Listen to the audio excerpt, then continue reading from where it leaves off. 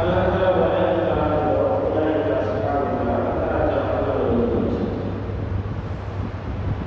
আল্লাহ তাআলা এতটুকু বললেই বাকিদেরকে তারা জাহান্নামের অধিবাসী, জাহান্নামে যাবে। কিন্তু আল্লাহ তাআলা সামনে গিয়ে আর একটু কঠোর হয়ে বলেন কুফরিয়া খালিদুন, তারা চিরদিন চিরস্থায়ী চিরকাল তারা এই জাহান্নামে থাকবে। সম্মানিত ভাইরা, জাহান্নামের অধিবাসী কঠোর শাস্তির দুটি কথা বলছে, কিন্তু যারা অস্বীকার করবে তিরস্কার করবে। দুটো পানি অপরাধ, এই দুই কাজ যারা করবে অস্বীকার করবে, আর যারা আপনার বিধানকে মিথ্যা বলে করবে। আল্লাহ তাআলা তাদেরকে জাহান্নামের অধিবাসী বলে ঘোষণা দিয়েছেন। জাহান্নামে যারা বিভিন্ন অপকর্ম, আল্লাহ তাআলা বলেন তারা চিরকাল সেই জাহান্নামে থাকবে। আমি অনেক সময় উদাহরণ দিতে গিয়ে বলি, মানুষ মনে করে বুঝলেন আমার গুনাহ হয়েছে, তুমি কিন্তু অপরাধী মনে করেন, নিজেকে অসম্মান করে বলেন, আর বলে আপনার আমার অপরাধ হয়েছে, তার মানে গুনাহ বিষয়ে গুনাহ মনে করেন, সেটা এক বিষয়। যদি গুনাহ বিষয়ে গুনাহ মনে করেন আর গুনাহ হয়ে আপনার আফসোস করে না আমি তো অপরাধ করে দিলাম, তো আল্লাহ আপনার এই আফসোস এই অপরাধের শিক্ষা আছে এটি ছোট মনে করা, আর গুনাহ হয়ে গেছে কথা মনে করে নিজেকে খুব লজ্জিত মনে করে, তো আল্লাহ তাআলা তার গুনাহকে সিস্টেমে কৌশল অবলম্বন করে আল্লাহ তাআলা বলেন। কিন্তু পক্ষান্তরে কিছু মানুষ আছে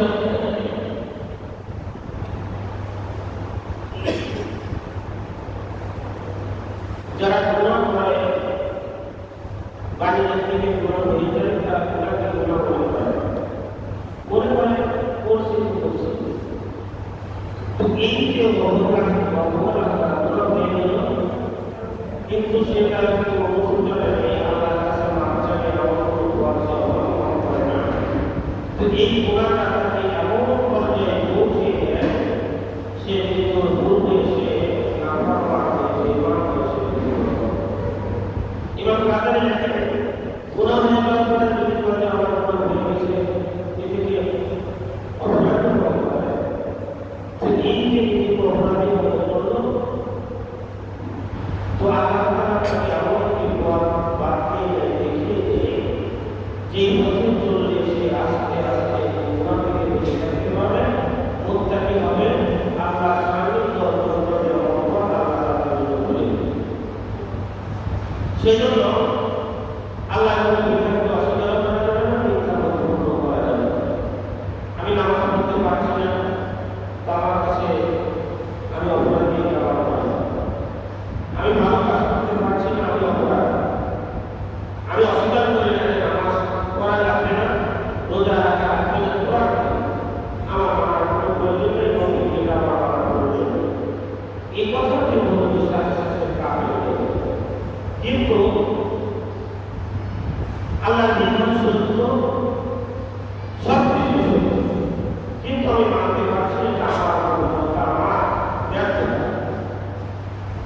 তো এই ব্যর্থতা নিয়ে যদি সে সামনে বলতে থাকে আল্লাহ আমাকে ব্যর্থতার সামনে ফেলে দিও, আমাকে তুমি অবর্থতার সামনে ফেলে দিও না।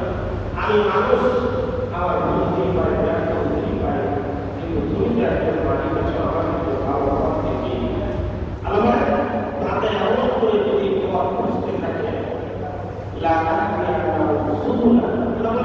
আমি অবশ্যই অবশ্যই অচিরেই তাকে এমন একটি পথ দেখিয়ে দেব যে পথে চললে সে জান্নাতে অসম্ভব পর্যন্ত পৌঁছে। আল্লাহ রাসূল বলেন, আমার কোনো উম্মত যদি আল্লাহর পথ খোঁজার জন্য যদি নিজেকে সামনের দিকে অগ্রসর করে আর বলে তুমি আমাকে জাহান্নামের পথে নয়, তোমার সন্তুষ্টির পথে, তোমার জান্নাতের পথে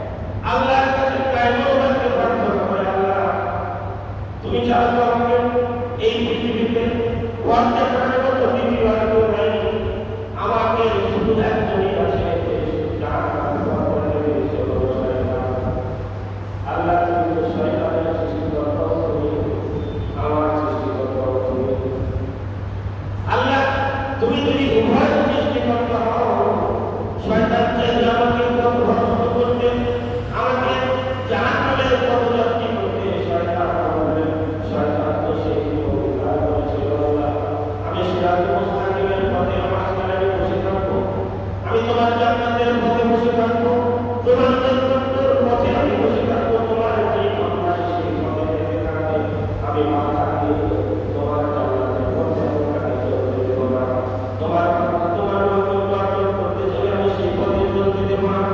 আমি সেই সিরাতুল মুস্তাকিমের পথে মাঝখানে বসে তোমার আমি বলবো মুসিবা কাছে নামাজ এখন না পড়লে তো চলবে, এখনো তো দাড়ি পাকে নাই, এখনো তো কোমর ব্যথা হাঁটু ব্যথা এখনো শুরু হয় নাই, এখনো তুই যুবক আসো নামাজ পড়ার সময় ওই সামনে গান হচ্ছে সেখানে গানের আয়োজন হচ্ছে, বৃদ্ধ বয়সে যদি গানের আয়োজন মানুষকে পরিষ্কার করবে, দাঁড়িয়ে গেছে চুল ফেলে গেছে গান বাদ্য সে এখনো মানুষকে পরিষ্কার করবে, কিন্তু এখন যুবক বয়স ছেলে বয়স আপনারা মানুষকে বলবে ছোট মানুষ বাড়ি পরে বলে ঠিক হয়ে যাবে, মানুষ এটাকে গুণাকে গুণা মনে করবে না, এমন বিভিন্ন কৌশল অবলম্বন করে আমি তোমার নামাজ থেকে দূরে সরায় রাখবো, কাজ থেকে দূরে সরায় রাখবো, ভালো কাজ থেকে আমি দূরে সরাই রেখে আমি এটাকে গুনার সাথে এই করতে আল্লাহ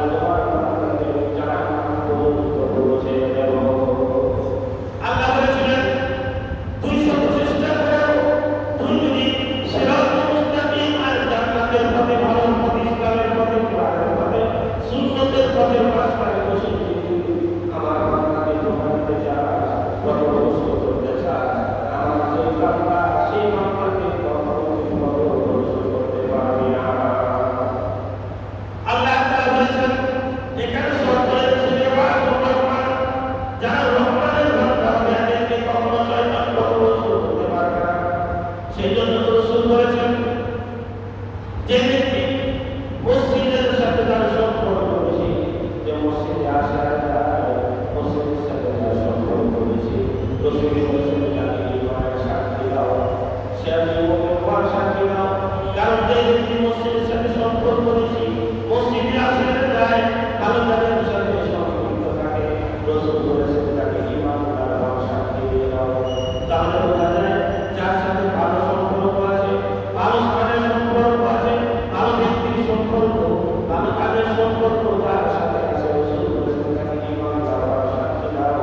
পক্ষান্তরে যার সাথে খারাপ মানুষের সম্পর্ক আছে, খারাপ টাকার সম্পর্ক আছে, খারাপ কাজের সম্পর্ক আছে, তাহলে বোঝা যায় তাকে ইমানদার সাক্ষী তাকে বোঝা যায়।